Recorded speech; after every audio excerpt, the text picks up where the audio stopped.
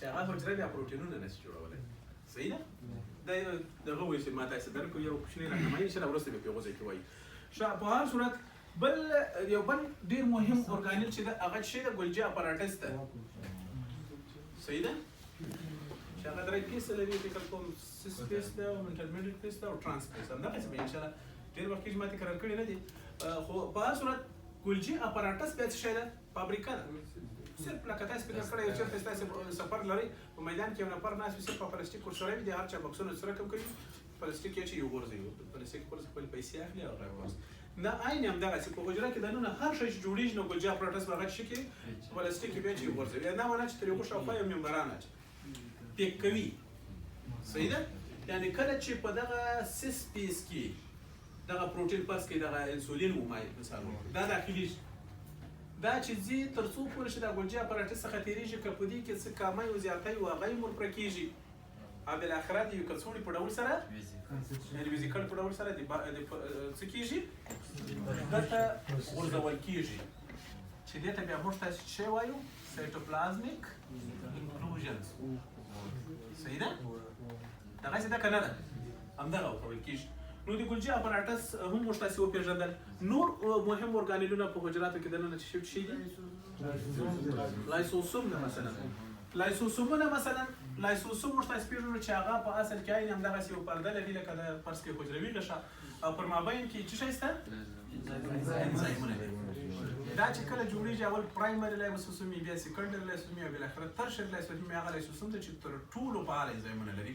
لایسوسومونه په اصل کې هغه کڅوړې دي په حجراتو کې دننه چې له انزایمونو ډکې دي. لایسوسومونه په هغو حجراتو کې ډېر زیات دي چې د هغوی وظایف په لومړي خط کې جنګېدل وي. تر ټولو زیاته سلاح هغه عسکر لري چې په لومړي خط کې وي.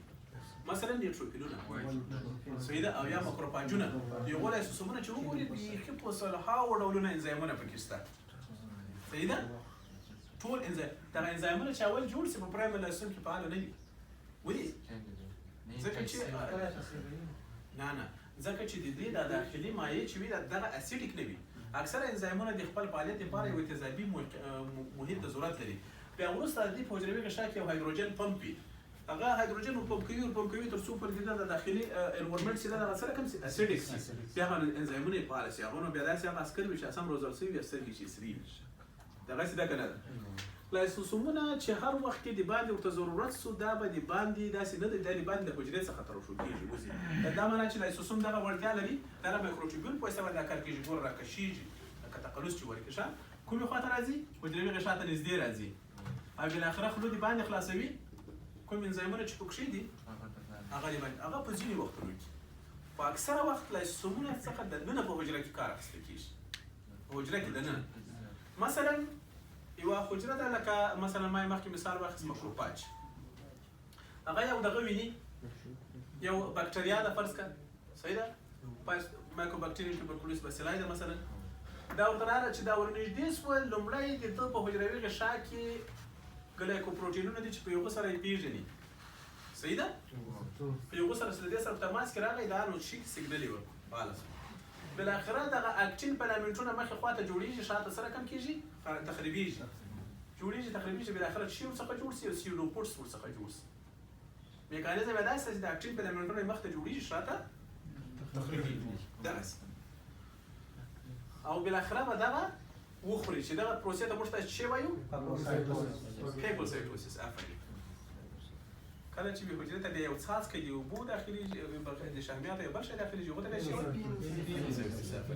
هغه هم تقریبا په دغسې طریقه سره وي. خو دغه چې کله یو شی خوري یعنې انګلپینګ کوي دې ته موږ ته څه وایو؟ فاګوسایټوسیس. ګورئ دغه دا هم د یوې کڅوړې په ډول سره راغی. دا حجره ډېر چالاکه ده. دا که دغسې خلاص راغی نو دا خو تیار د دې لپاره د میلې ځای بابا صاحب تیار نه خپاره مې په ټوپ کې ورکړی خپلې وره کې مې شروع کړي وای. دغسې ده که نه ده؟ خو دا هم دغسې لکه بندي راوړل سو.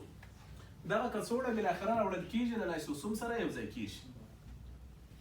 صحیح ده؟ د لایسوسوم سره چې یو ځای سو دا د لایسوسوم انزایمونه ګرده دې ته وړېله کېږي. نو تاسې خپله فکر وکړئ چې هلته به یې څال وي دغو لایسوسومو سره. صحیح ده؟ کاربوهایدریت کوو هغه به یې لایسي پروټینونه به یې لایسي شامیان او بالاخره به دغه حجرات سره کم تخریب کېږي. دا به د خیره زه تاسې ته ووایم چې په کوم میکانیزم سره زه به یې تاسې ته په هغه ځای کې ووایم میکانیزمونه به یې درته وایم په دلته یې صرف داسې یو هغه دی چې مثلا تر فیګوسایټوسیس وروسته ځینې حجرات په کوم میکانیزم سره مایکرو ارګانیزمونه سره کم کوي تخریبوي یا انټیجنونه سره کم کوي تخریبوي ځینې یې ودې ژوندي پاتې کېږي صحیح ده سر مو خلاص و دا د پیتالوژیک تر ټولو مهمه مسله ده ګورئ صحیح تر اوسه پورې به تاسې دغه شیان ویلي خو فیزیولوژي او په هیستولوژي کې مو ویلي خو دا زه کوشش کوم چې هر شي ته ارتباط له شي سره ورکړم پیتالوژي سره ورکړم دغه هغه اساسات دي ګورئ ډېر مهم دي او دې ته باید موږ تاسې ټول ډېر بې اندازې متوجه یو بل په حجراتو کې دننه څه شی دي رایبوسوم درته ووایم سایټوسکیلټن دي سایټوسکیلټن له نامه څخه یې معلومه ده چې مثلا هغه برخه دي حجروي د حجرې هغه سکلیټي برخه چې حجرې ته خاص شکل ورکړی چې تر هغې جملې څخه ما 3 ډوله دي مایکروټیبیولونه دي چې ما تاسو ته ځینې بحث ورباندې وکړو صحیح ده بل چې ده پرکسیسون خیر هغه باندې به وروسته خبرې وکړو بل په حجراتو کې دننه چې دي مثلا بخشش دي کوم رقم انټرمیډیټ فیلامنټونه دي صحیح ده بل چې دي مایکرو فیلامنټ تر ټولو ښه مثال د مایکرو فیلامنټونو چې ده لکه اکټینومایسین فیلامنټونه دي چې په خاص توګه سره د دغو په عضلاتو کې هغه که هر کوم عضلات وي د دوی موجودیت ډېر په وړ ده چې تر ټولو زیات په سکلیټل عضلاتو کې وي دغه سته که نه ده ګورئ دا حجروي ویش ته به یو څه راسو حجروي ویش ټول حجرات نشي کولی حجروي ویش صرف هغه حجرات کولی شي چې هغه لایبل حجرات وي اوس سکلیټل عضلات تاسې خپله فکر وکړئ د هغوی سره اصلي خوند هم کوي مثلا اپیتیلیل حجرات کنټینیوس سټیبل حجرات چې دي هغه یې بیا کولی شي خو د ضرورت په وخت کې لکه مثلا هیپاټوسایټ هر وخت یې نه کوي صحیح ده خو پرمننټ حجرات چې دي هغه بیا هېڅکله حجروي ویش نشي کولی لکه مثلا د هډوکي حجرات صحیح ده هغه کولی شي چې مثلا یو اوسټیوسایټ ته حجروي ویش وکړي تاسو خپله فکر وکړئ د هغو به دا پروسسونه له کومه کېږي یعنې بیخي خوند نه ورسره کوي د سکلیټل عضلاتي حجراتو سره خوند کوي نه کوي او اوس مثلا دا هر یو تر لس ډېرې هستې لري کومه یوې برخه پکې واخلي دغسې ده که نه ده او بیا څه رقم په کوم میکانیزم سره او عموما سکلیټي عضلاتونه یې نشي کولی مثلا کارډیک عضلات یې نشي کولی سموت مسل یې کولی شي که نشي کولی څوک ویلی شي شوی عضلات کولی شي هغه هم سټیبل حجرات دي ښه د ضرورت په وخت کې سموت مسل هم کولی شي هغه سټیبل حجرات دي پرمننټ نه دي سر مو خلاص و ښه په هر صورت ځکه یې ولې نشي کولی اکثره حجرات چې دي له مایکرو فیلامنټونو سره په دې اندازه ډکې دي چې حتی د حجروي ویش لپاره هېڅ زمینه یې هم نه وي مسایل د هغو حجراتو لکه دا ما چې تاسو نومونه واخیستل یوه خبره په یاد لرئ دغه موږ تاسو به د اخره په هیلینګ کې ووایو جوړېدل عموما په دوه ډوله ده یو ریجنریشن ده او بل ریپیر ده نو په ریپیر کې عموما موږ تاسو پیژنو چې هغه حجرات ګور دلته دا ډېر مهمه ده د حجروي ویش وړتیا په اساس باندې ریپیر په هغو حجراتو کې کېږي چې حجروي ویشونه نشي سره کولی لکه نرف سیل عصبي حجرات مثلا کارډیک سکلیټل مثلا هغه به عموما په فایبروس اساس جوړېږي او بل چې د لیبل حجرات او سټیبل حجرات هلته به ریجنریشن کېږي که د چا یې نه تخریب سوي اندازه یې هم پاته سوه هغه یې نه کولی شي چې بېرته د هغو ټوله یې نه جوړېږي صحیح ده یا په سموت مسل کولی شي چې مثلا بېرته دغه شي ریجنریشن وشي او یا مثلا البته لیبل حجراتو کې خو دوامداره دا کار روان ده لکه مثلا جلدي که سطحي چا به جلد وسوځېږي بېرته جوړېږي هغسې ده که نه حتی ځای لا نه معلومېږي خو که عمیق وسوځېږي دغه خپله د تاسې دغه حجرات له مابینه ولاړ شي نو بیا معلومه خبره ده چې سکار کې شو ځکه هلته حجرات نشته چې حجروي ویشونه ترسره کړي که چېرته د سکین ګراف ورته وسو بېرته مدامانه چې ریسټور کړو صحیح انشاءالله په هغو باندې به وروسته خبرې وکړو بل په حجراتو کې یو ورور یو نوم واخیستل پرکسیسوم صحیح ده او دا تقریبا لکه لایسوسوم ته ورته کڅوړه ده چې په دې کې ډېر بې اندازې انزایمونه وي صحیح ده چې اکثره وخت آزاد راډیکلونه د دې پکې ډېر زیات دي په پرکسیسوم کې او په ځینې حجراتو کې دغه شته چې خاص توګه سره معافیتي حجراتو کې پرکسیسومونه ډېر زیات وي چې په یوه کې هایدروجن پروکساید بیخي بې اندازې ډېر زیات وي صحیح هایدروجن پروکساید چې دغه ټول آزاد راډیکلونه اکثره پکې خو چې له هغې جملې څخه هایدروجن پروکساید چې هغه بیخي تاسې پوهېږئ هغه نو د حجراتو لپاره تیار اټوم بم دی چې له ځانه سره لري صحیح دا چې هغه بیا په کوم میکانیزم سره کار کوي یا خپل ځان تخریبوي په ځینې وختونو کې یا همسایه حجرات تخریبوي او یا هم انټیجن او خارجي او اجنبي حجرات تخریبوي یا مثلا بعضې وخت په دغه خپله ټرانسپلانټ ریجکشن کې په یوه اندازه باندې ممکن لاس ولري البته تر تنبیه وروسته ځینې حجرات تنبیه کېږي خو په هر صورت هغو باندې به انشاءالله تعالی وروسته خبرې وکړو او دغه حجراتو کې دننه بل شی پاته سو La paroxism o la izozum se poate realiza. پاراکسیسوم د لایسوسوم تر ټولو غټ فرق دا ده چې په هغه کې په پاراکسیسوم کې دننه چې موږ تاسې وګورو په هغه اصل کې انزایم نه ده خو بلکې کیمیاوي مواد دي سره مو خلاصو کیمیکل سبسټانس دي او په لایسوسوم کې بیا چې وي هغه انزایمونه وي پاراکسیسوم تر ډېرې اندازې پورې سپیسیفای وي او لایسوسومونه ممکن ځینې سپیسیفای وي ځینې یو صرف د یوه شي په ضد باندې کار کوي صحیح ده یو رقم یو خبره په یاد لرئ اکثره وخت د لایسوزومي کڅوړه اکثریت چې وي یو رقم شی پکښې وي صحیح سپیسیفای وي دا انزایمیټک اکټیویټیانې ډېرې سپیسیفای وي یو انزایم د یوه شي دپاره خاص شوی وي هغه بس کوي مثلا یو غیچي د صرف دې دپاره دا مارکر پرې کوي هغه بل هېڅ کار نه کوي یو شي دپاره وي سره مو خلاص و سپیسیفای وي ښه په هر صورت بل په حجره کې دننه چې موږ تاسې وګورو په هسته ده هسته کې دننه بیا موږ تاسې پوهېږو چې هستوي مواد دي چې هستوي مواد تر ټولو د پام وړ همدغه څه شي دي ډي ان اې او ار ان اې چې په نارمل ډول سره کروماټین په ډول سره وي او کله چې حجره حجروي ویشته ماده وه نو موږ تاسې کولی شو چې د کروموسومو په ډول سره وګورو عموما ار ان اې به موږ تاسې وګورو چې ار ان اې خپله یو خاص لري صحیح ده صحیح ده او دغه چې د ډي ان اې دوه شاخه لري دواړه له چیز څخه جوړ شوي دي نیوکلیوټایډونو څخه جوړ شوي دي دغه هستوي مواد چې دي یعنې که چېرته موږ تاسې یو کروماټین دانه راواخلو وبګورو چې هلته هیسټون په نامه یو رقم ګرد ګرد پروټینونه پکښې دي هغه چې یو څه سره وسپخو دا ډي ان اې به داسې د ډي ان اې داسې یو خاصیت شته دا ټویسټ کېږي ډېره ټینګه به دا له دې څخه یو څو انټویسټ کو یعنې ویسپړو وبګورو چې بالاخره د یوې زینې غوندې یو شکل سره موږ تاسې مخ شو صحیح ده د زینې غوندې شکل سره فرض کړه چې دې ته موږ تاسې څه شی وایو ډي ان اې څوک ویلی شي چې دا اوس مثلا دغه فرض کړئ اډینوسین ده او دا ټایمین ده دا فرض کړئ سایټوسین ده او دا ګوانین ده اوس دغه یو ډي ان اې ده که نه ده حقیقت صاحب دا یو ډي ان اې ده ډي ان اې دا یو ډي ان اې ده دا ډي ان اې ده که نه دا ار ان اې ده ځکه چې تاینین نو نو ډي ان اې ده وروره تاینین پکښې دی نه تایمین پکښې ده خو ار ان اې خو دغسې نه وي او دا ډبل سټینډ ډبل دی بله دا ډي ان اې ده وه ډبل سټینډ یو سوال له ټولو څخه کوم سوال نه ده پوښتنه ده صحیح دغه ډي ان اې غټه ده که جین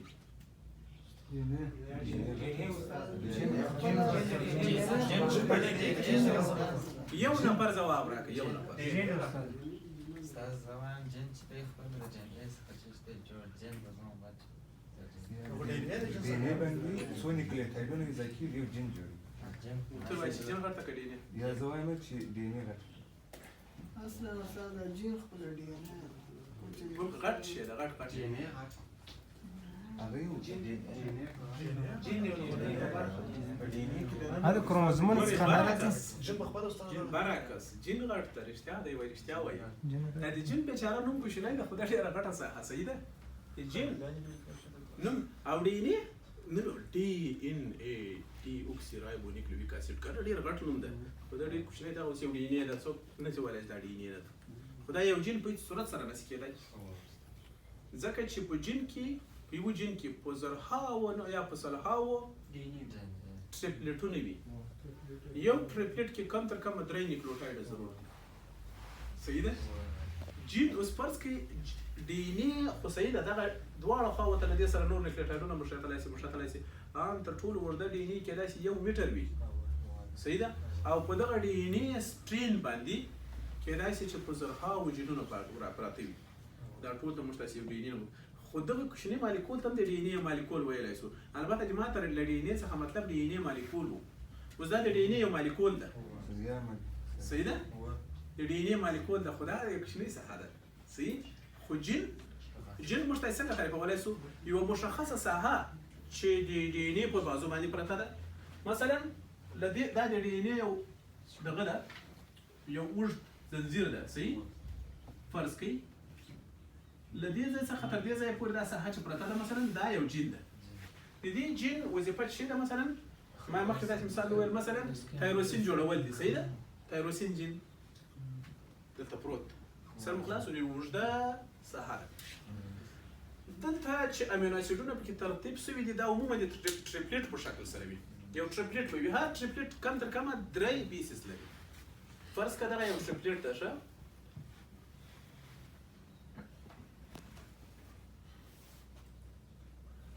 مثلا اډینوسین تایمین فرض کړئ سایټوسین د دې په مقابل کې به څه شي فرض کړئ دلته به شي تایمین به بیا کړئ دا اوس څه شي یو ټریپلیټس دا د یو امینو اسید لپاره یو شی کول ده صحیح دغه ترتیب په ټولو حجراتو کې فرق لري ګورئ صحیح ده تقریبا تر دا هغه چې دا د موږ تاسې هره حجره نه اکثره حجره تر 2000 فکر کوم 400 ډوله زیات نه 2450 ډوله که چېرې داسې ما یو تخمین لیدلی ډېر زیات پروټینونه جوړولی شي اصلي خبره یې په چیش کې ده د دغو ټریپلیټونو په ترتیب کې ده کېدای شي دغه 3 سره تایمین وي دا ټریپلیټ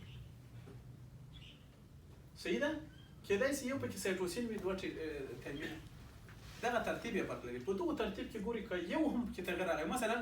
په دغه یو ټریپلیټ ته په دغه ځای کې په دغه نقطه باندې اتمن باید شي 3 دانې تایمین پراته وي که فرض که په ځینې انسانانو کې د یو تایمین ځای چې نیولی و مثلا سایټوسین دا نو یو میوټیشن ده دې ته موږ پوینټ میوټیشن وایو نقطوي میوټیشن هغه بیا نارمل نه ده سر مخلاص عموما د تلسمیاګانو کې دغه کیسې ډېرې زیاتې دي بخشش دي په سیکنسي انیمیاګانو کې دغه کیسې ډېرې زیاتې دي پوینټ میوټیشن کې واقع شوی انشاءالله زه بیا وروسته تاسو ته ووایم سر مخلاصو نو عموما ټریپلیټ خو دا ګورې د جین یوه ډېره کوچنۍ برخه ده د ډي ان اې مالیکول باندې پرته ده صحیح ده او یو د ډي ان اې ځنځیر ده ډي ان اې ځنځیر خو معلوم خبره ده چې غټه خبره ده او ډي ان اې مالیکول عموما ترجم کوچنی ده سر مخلاصو او بل البته ډي ان اې کې خو نو ډېرې خبرې شته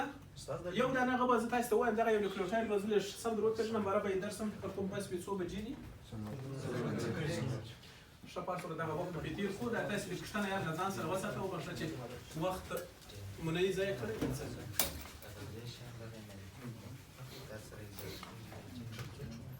د ډي ان اې مالیکول له چیش څخه جوړ ده 3 رقمه موادو څخه جوړ ده چې اول مثلا په یوه کې چې ده ډي اوکسي رایبوز به یې وګورو ښه رایبوز به راځي یعنې وګورو رایبوز یو څه رقم قنده څو قیمته ده صحیح ده CH2 او ده او فرض که دلته یو OH ګروپ ده یو OH ګروپ دلته ده نه H او یو OH ګروپ دلته دغسې به وي نه دغسې به وي انشاءالله دا ډېر وخت تکرار کړی مې هم نه ده او دا اوس دا چې دی یو رایبوز ده دغه رایبوز باید په ډي ان اې کې داسې شي چې دا په ډي اوکسي رایبوز باندې واوړي ډي اوکسي څه معنی چې یو اکسیجن ورڅخه کم دغه رایبوز پکښې ده ډي اوکسي رایبوز دا تنها رایبوز نه ده ډي اوکسي رایبوز پکښې ده صحیح ده یعنې ډي ان اې یو مالیکول له نیوکلیوټایډو څخه جوړ شوی دی یو نیوکلیوټایډ کم تر کمه یوه باید نایتروجني القلي ولري نایتروجني القلیګانې معمولا موږ تاسې پوهېږو پر 3 ډوله دي البته د ډي ان اې والي څلور وبخښئ څلور ډوله دي چې یو پیورین دي بل چې دي پیریمیډین دي پیورین چې دوه کړۍ لري لکه ګوانین اډین او بل پیریمیډین چې یوه کړۍ لري لکه تایمین او سایټوسین او یا په ار ان اې کې بیا یوراسین هغه یوه کړۍ صحیح ده سر مو خلاصو نو یو باید د نایتروجني بیس پکښې وي یو ډي اوکسي رایبوز خند پکښې وي او بل باید چې پکښې وي فاسفیټ پکښې وي باید نه پی او پور باید پکښې وي یو دانه دغسې ده که نه ده عموما په بازو باندې ترتیب د څه شي ده یو رایبوز له بل رایبوز څخه سره د څه شي په واسطه باندې په تماس کې ده د دغه په واسطه باندې په تماس کې ده د فاسفیټ دا بازو همدغسې جوړ ده همدغه فاسفیټ د دې خواته بیا بل فاسفیټ د دې خواته بیا بل فاسفیټ پسې پروت بیا رایبوز د بیا فاسفیټ دغسې دوام پسې لري سر مو خلاصو خو مابینونه دغه مابین زینې چې د ډي ان اې ده دوی بیا یو له بله سره معمولا صحیح دغه زینې چې دي یو له بله سره البته مابین باقي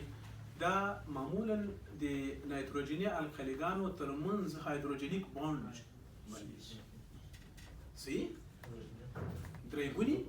او دوه ګوني بانډونه البته دا فرق سره دا د عموما د نایتروجني القلیګانو په منځ کې دغه چې دي دغه اصل کې دغه ټول دا ډبل هیلیکس چې جوړوي دغه هایدروجني بانډونه چې وربل سره جوړ غوني رابطې پکې البته هغه هایدروجني دوه ګونې درې ګونې دي استاد د اسټریټ د دې خو دغه باسکټ او ډیوکس رایبوز جوړ کړی و اوس کومه زه مثلا دغه وایم دا یو نیوکلیوټاید فرض کړئ دا بل نیوکلیوټاید دا بلې خواته عین باید بل نیوکلیوټاید وي صحیح ده فرض کړئ جلا جلا سره رسموم اصل کې سره وصل دي نه دغه برخه یو نیوکلیوټاید د ګوري دا یو نیوکلیوټاید داسو یو داسو یو داسو یو داسو یو د ډي ان اے مالیکول کم تر کمه باید څلور نیوکلیوټاید وي سر مخلاصو چې فرض کړه دغه یو تایمین ده په مقابل کې باید شي وي اډنین وي دغه سایټوسین د فرض کړئ مقابل کې شي باید وي ګوانین وي سر مخلاصو ولې دغه ساحه اصل کې دغه ګوانین ده او دغه چې د ډیوکسرایبوز قند ده یو بل خواته شي د فاسفیټ مالیکول ده سر مخلاصو نو عموما د ډي ان اے څه رقم ډي ان اے چې د ټوله د موږ تاسې په بدن کې په همدغه ترتیب سره جوړه ده له نیوکلیوټایډونو څخه جوړه ده اوږد زنځیر یې جوړ کړی ده او دا زنځیر چې څونه اوږد دي چې دا یوه خاصیت لري دا پروټین باندې ځکه دا هایلی نیګیټیو چارج لري او پروټین چې د هیسټون هغه پوزیټیو چارج لري په دې خاطر باید دا ترې یوه ټویسټ کېږي حتما نه پاتېږي ترې یوه تاویږي صحیح ده هیسټون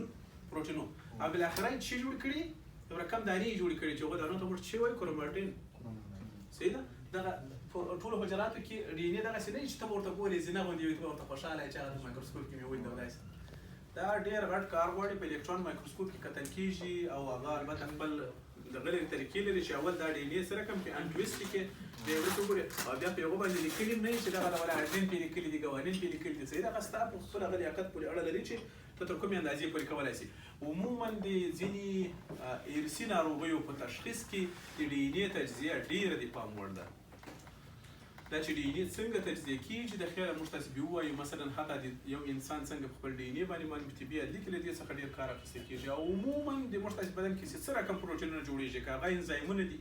که هغه هارمونونه دي او که هغه سټرکچر پروټینونه دي او که یا انټي باډیانې معافیتي پروټینونه دي هغه ټول په څه ډول سره جوړېږي د دې ډي ان اے په واسطه دلته کود ورکول کېږي دلته خو نو ډېرې خبرې دي په جینیټیک کې به تاسو ته یو چا ویلي چې دا ټرانسکرپشن څنګه کوي صحیح ده او هغه بیا څه رقم زی رایبوسوم کې ټرانزلیشن څه رقم کېږي ټرانزلیشن البته ما یې صرف نوم واخیست که نه ټرانزلیشن ما درته وویل دا ټرانسکرپشن بیا ډېرې خبرې دي دغه مثلا دغه اول سره مثلا یو انزایم راځي دغه لینک دوی دواړه په منځ کې ماتوي بیا سره ازادېږي بیا وروسته راځي دغه د البته ار ان اے راځي هغسې منظمېږي لکه څه رقم چې دواړه خواو ته یې البته لکه څه رقم چې مثلا د ډي ان اے ده او له هغه څخه وروسته کود واخلي بېرته ولاړه سي مسنجر ار ان اے ورڅخه جوړه سي نه دا یو غټ درس دی انشاءالله تعالی که چېرته یو وخت کې به وخت وبوایو که نه تاسې بیا ورسره وګورئ جینیټیک ورسره وګورئ یا هیستولوژي ورسره وګورئ البته لومړی فصل یې صحیح ده دا البته د حجرې عمومیاتو چې ما تاسې ته وویل انشاءالله سیل انجري خو ما کوشش کوو چې نن موږ تاسې دغه ځینې عمومي اسباب تقریبا په لس کې ما خلاصه کړي دي د سیل انجري اسباب تعریف یې ډولونه یې ریورسیبل ایریورسیبل او دا به مثلا همدارنګه سیل اډپټیشن صحیح ده هایپوتراپي ده ډېره غټه خبره ده دغه بیا کوم اسباب لري او څه رقم کېږي خو د موږ تاسې ټول متمرکزیت به په دغه حجره وي یوازې باید نارمل حجره وپېژنو بیا غیر نارمل خو نارمل مایتوکاندریا ته پېژنې غیر نارمل بیا ډېره په اسانه پېژندل کېږي صحیح ده خو دغه یوازې ټوله ښه مطالعه کوي نن شپه به د خیره ستاسې کورنۍ دنده همدا وي چې په حجره باندې به سم ځان ستړی کوئ حجره مطالعه کوي تر څو زموږ تاسې دغه راتلونکی بسته فصل او ډېر اوږد فصل ده او ډېر دلچسپه درسې ده صحیح ده دا ټول په څه شي باندې به راتاویږي حجره باندې به راتاویږي صحیح ده ښه په هر صورت any questions stop there